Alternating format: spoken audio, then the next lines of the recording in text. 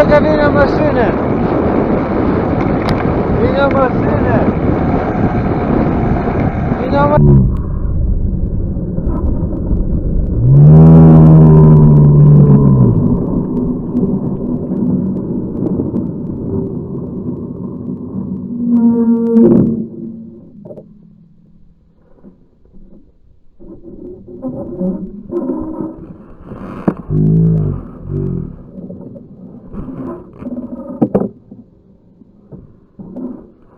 Ei! Stați! Spune rău? Ega mea și pula e.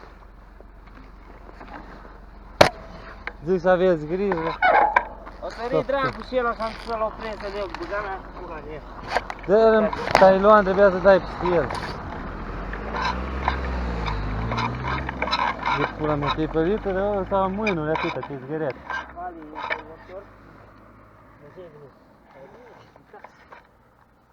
Ai venit cu casca? De ce? De capul tău. Nu! Ai rupt capul. Am filmat totul, eu. Ai filmat? E.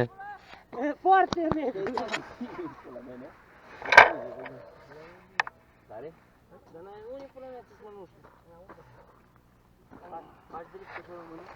Vei, n-are nimic. Hai, dă-i mâine, mâine!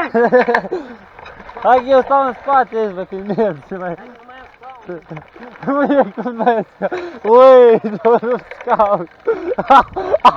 S-a rupt scaun, bă! Ce necază să bap pula eu.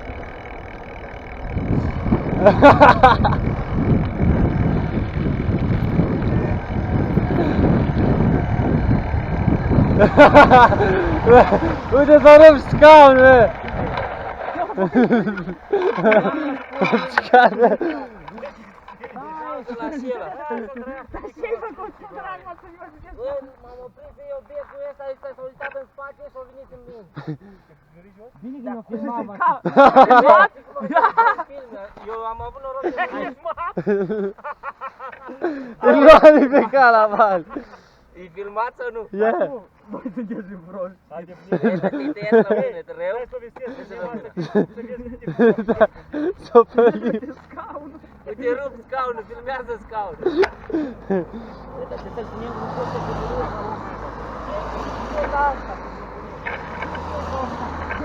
Două! Două, nu! Două, citeai că am mutat. Să aveți grijă, oameni buni, nu stați... Nu puneți frene. Și pula mea merg eu fără mânuși. Bă, în deplasat. Nici că n-aveai dacă aveai mânuși. Nică. Aici strângi, uite.